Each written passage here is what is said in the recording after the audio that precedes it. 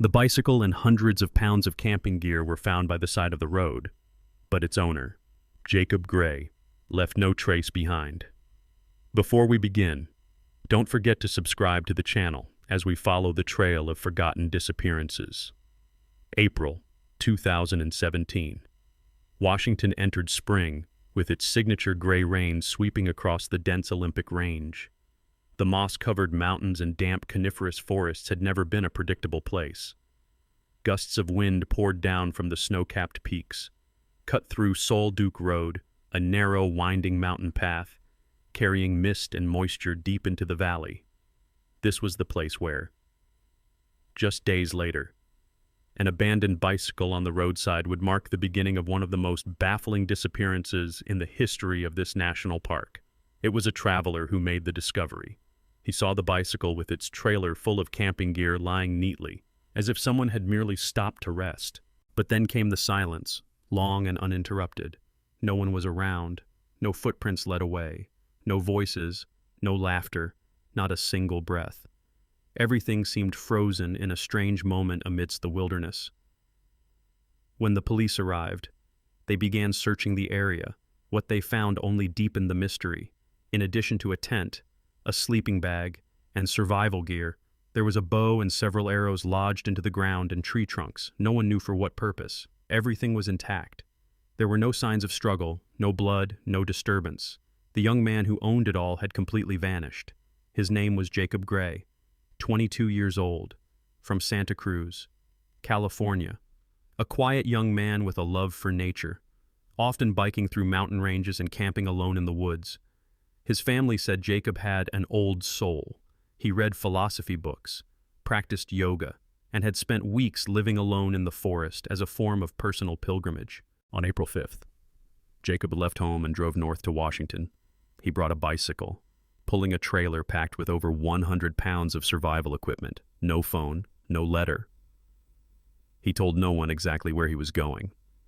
The last time anyone saw Jacob was as he rode along Duc Road, heading deep into Olympic National Park. Olympic is unlike any other national park.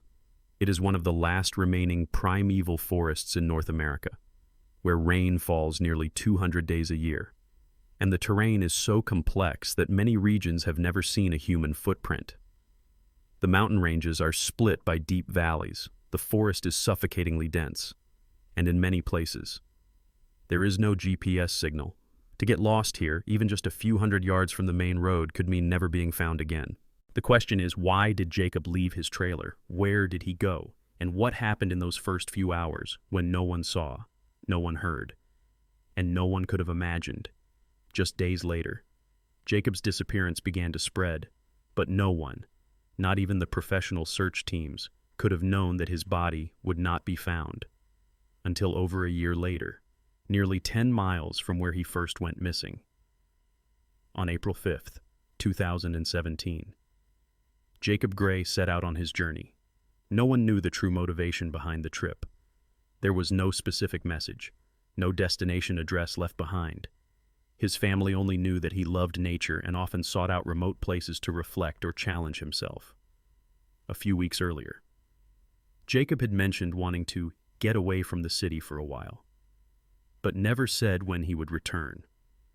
He drove to the northwestern outskirts of Washington, stopping at Duc Road, a small route leading deep into Olympic National Park. On the afternoon of April 5th, several passers-by saw Jacob riding his bike, towing a large trailer filled with camping gear. He was alone, showed no signs of distress.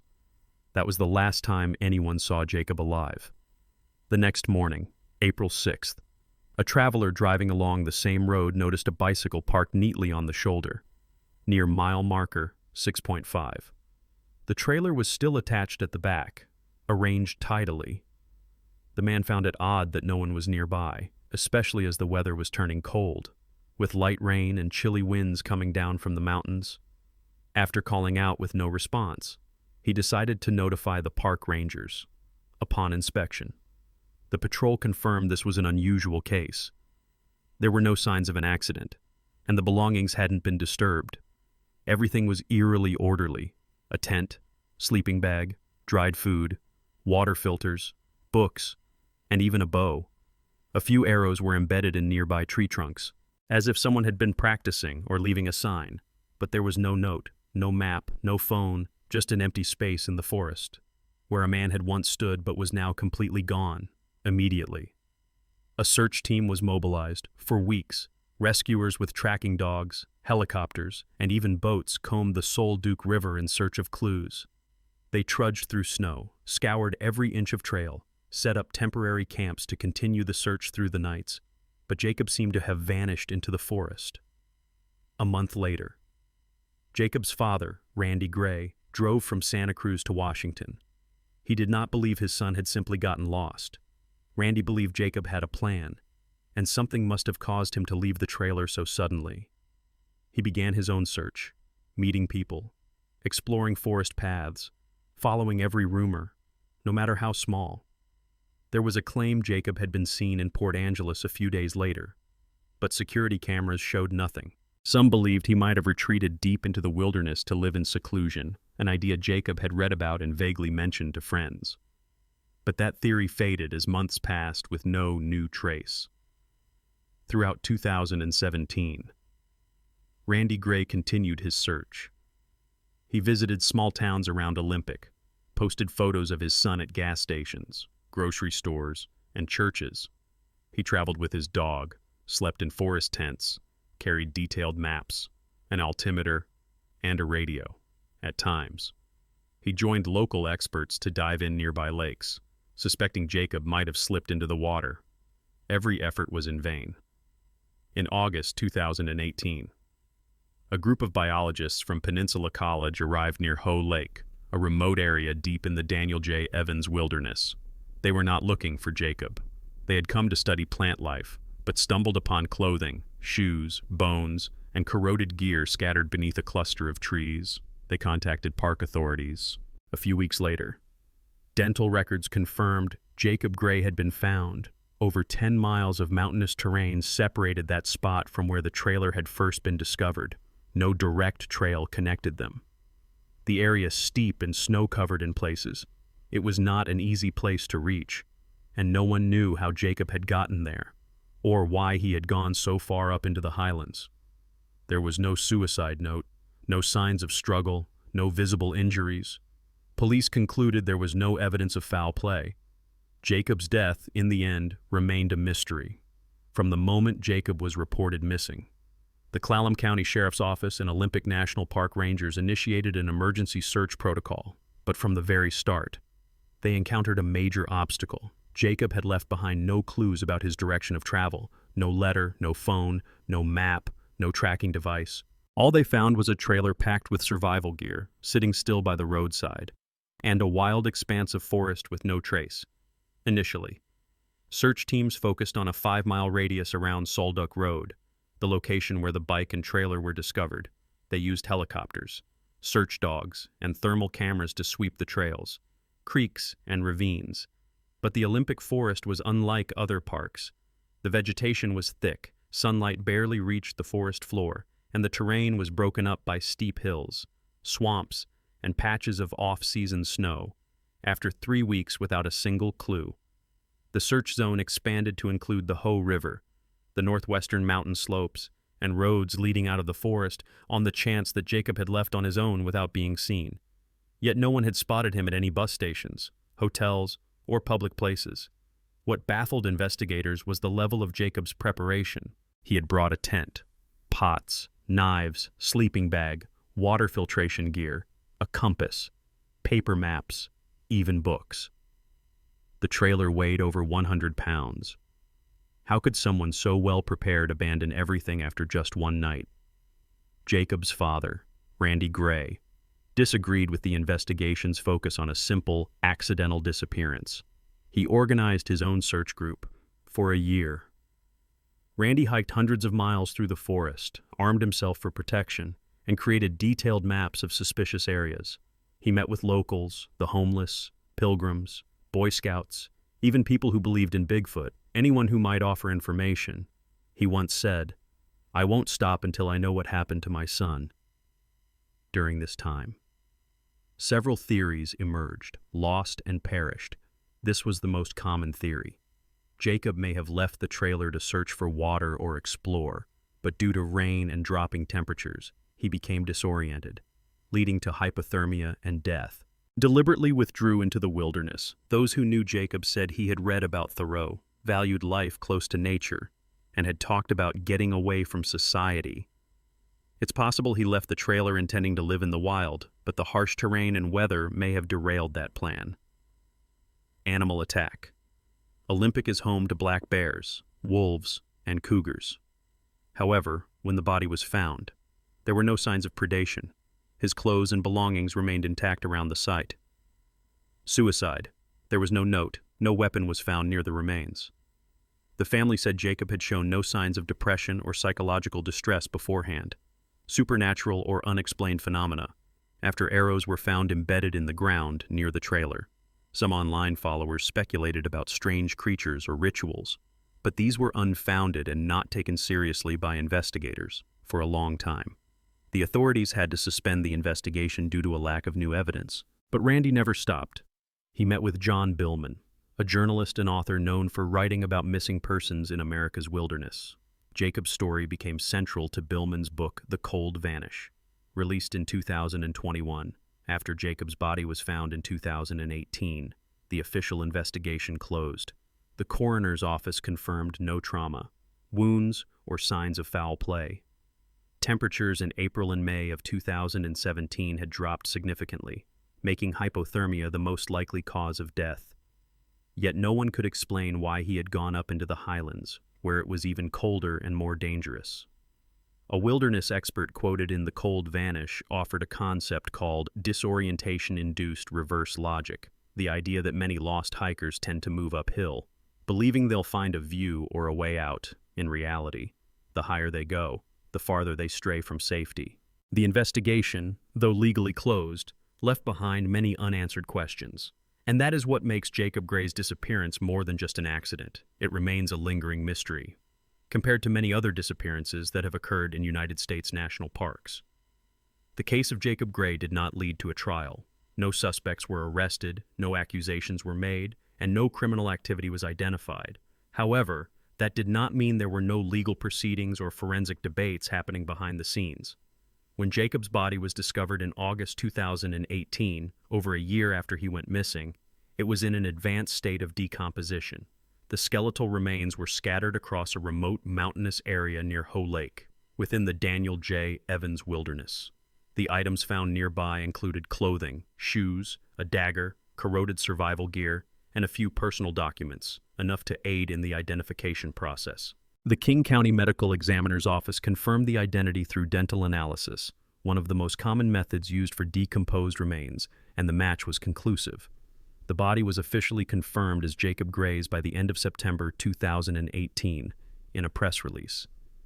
Clallam County Deputy Coroner Nathan Millett stated, "There are no signs of violence, no fractured bones, no cranial trauma, no knife wounds or bullet holes, nor is there any indication that another individual was present at the scene." Still, he acknowledged that a definitive cause of death could not be determined due to the severe decomposition.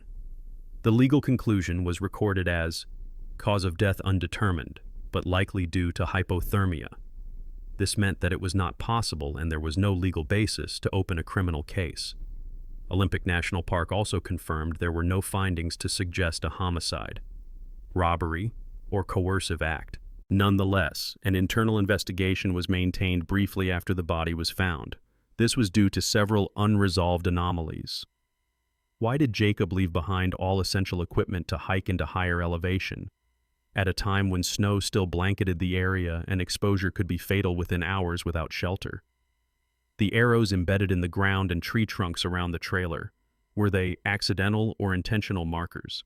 Why didn't Jacob leave a note or any clue about his destination?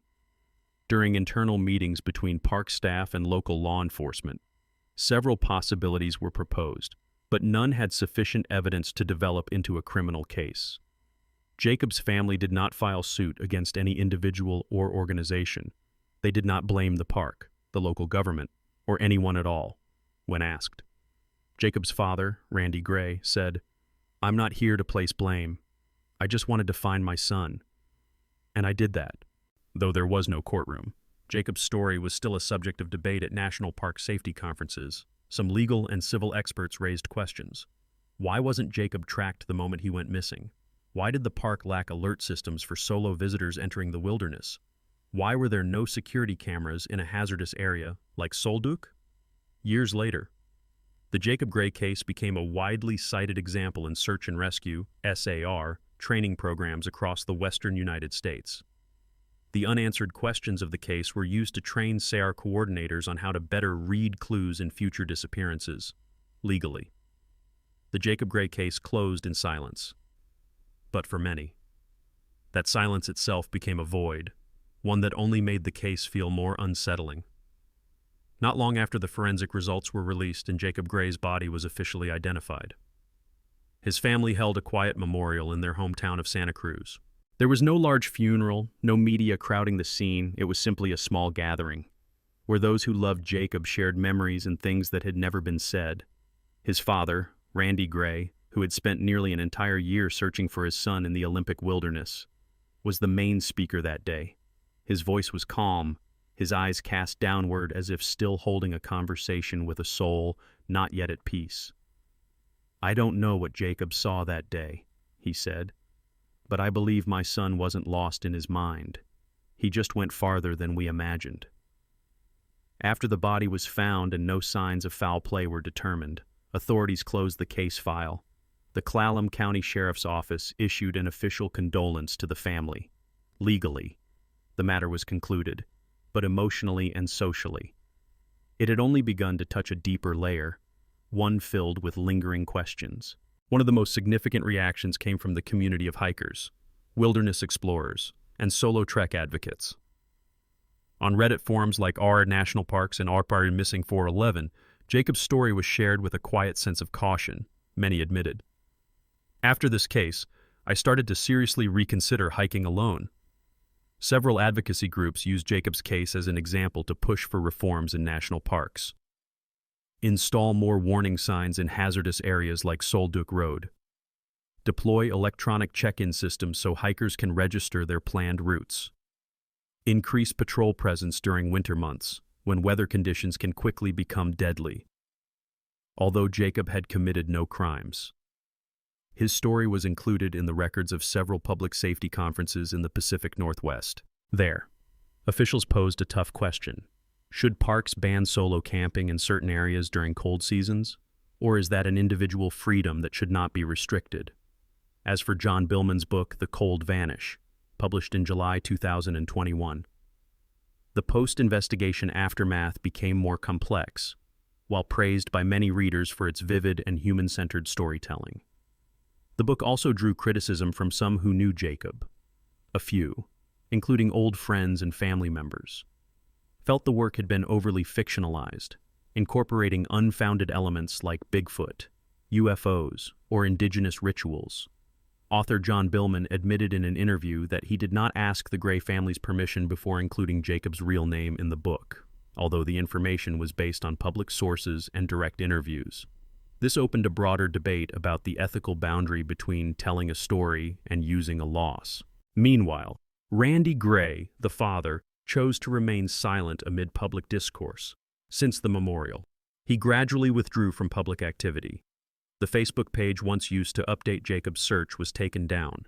He declined interviews, refused media appearances, and did not participate in any book-related promotions. The public, after a period of attention, eventually quieted.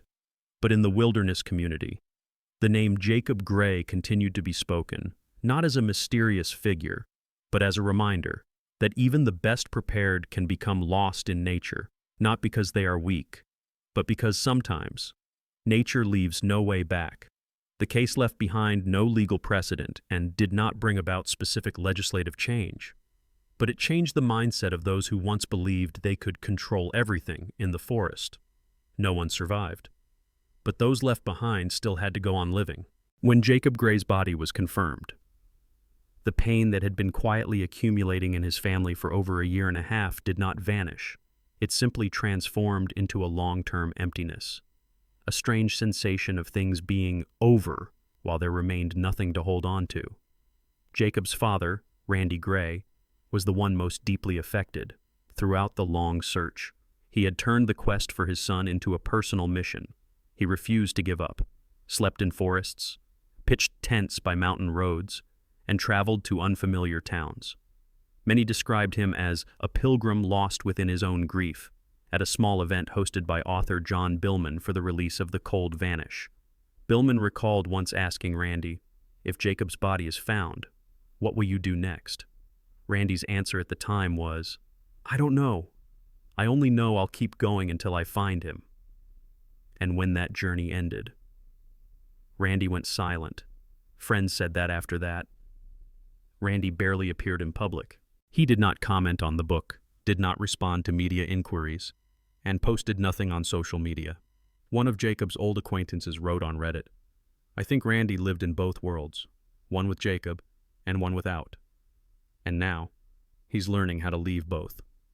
For Jacob's mother and siblings, the pain did not manifest as visibly as it did in Randy, but it remained, simmering beneath the surface. Some relatives described the feeling of being suspended for a year and a half, caught between faint hope and mounting fear. Knowing your child is gone is easier than knowing nothing at all, Jacob's mother once said in a private conversation quoted in the book. For friends, especially those who had camped with Jacob or spent sleepless nights discussing philosophy, the experience changed them. One former roommate from Santa Cruz shared, "I used to think I understood the forest, understood nature. After this, I realized I knew nothing." Many who had known Jacob remembered him as introverted, gentle, soft-spoken, but observant. He once said that nature was the only place where he felt truly heard. In that sense, vanishing into nature, for Jacob, was not just an accident. It carried a tone of destiny within the community of hikers, campers, and off-grid adventurers. Jacob's story became a pause point. Many had once seen him as an ideal, a young man brave enough to leave behind comfort in search of something real. After the disappearance, they began rewriting safety guidelines, sharing experiences, and most importantly, learning to step back when necessary. One of the hardest things to speak about was the guilt, though no one was to blame. Many loved ones quietly carried the weight of self-reproach in a brief, unpublished piece. Randy once wrote, "I still think, what if I had called him one more time that day? What if I'd convinced him to stay just a few days longer? What if I'd asked more clearly where he planned to go?" No one was at fault, but everyone carried a wound, slow and silent, that lingered. Jacob's silence left behind an aftershock not easily settled, and that is why. Though the case has been legally closed, for many, Jacob Gray has yet to be truly found. Jacob Gray's story did not end with a slammed door, but with the sound of wind threading through the Olympic wilderness, where every call is answered only by silence. There was no verdict, no crime, only a young man who disappeared, and was eventually found in a place no one could have imagined. The final point, the spot where Jacob's remains were discovered, was a steep forested slope, in an area without trails, surrounded by decaying foliage and moss-covered stones, a place not meant for human footsteps. When the biology team happened upon the scattered clothes and bones, they said, "Our first feeling was shock, because no one could imagine someone making it up here." And no one knows what Jacob experienced in those final hours. Perhaps he was lost, disoriented by the onset of hypothermia, a condition often documented before death, or perhaps he chose that place as an endpoint, a space where nature remained untouched by trails, signposts, or human voices. The trailer, the bow, the arrows, those details remained mysterious when found. Some believed Jacob might have been marking a path back. Others thought it was a personal ritual, a symbol only he understood. No one could say for sure. And that, in itself, gave rise to an echo. Not every action has an answer. Some things simply exist and then disappear after the incident. Jacob's father, Randy Gray, kept the trailer at home. He didn't sell it. He didn't hide it. He simply let it sit there. A silent artifact.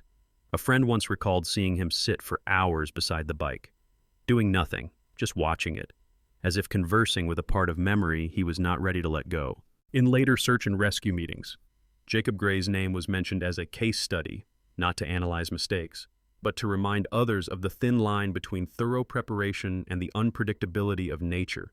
He wasn't careless, he wasn't reckless, yet he still vanished, and that made the case more haunting than many louder tragedies.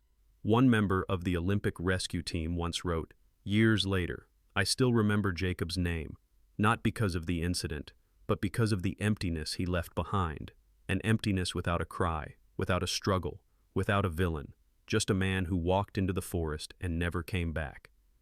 In the Cold Vanish, there is a scene describing Randy Gray walking through the Olympic rainforest, holding an old radio, calling out his son's name over and over. Faint signals echoed through the damp air, but no one responded. That moment had no ending, no closure. It simply continued, like the unanswered emotions this story left behind. Jacob Gray is gone, but the questions about him, why he left, where he went, and what happened in those final hours, still lie within the forest, beneath layers of rotting leaves, under light breaking through the morning mist. And that is what keeps Jacob from fading into oblivion. He becomes a memory that cannot be named, like an unfinished trail, a journey without a destination, and a presence still lingering somewhere in the wild.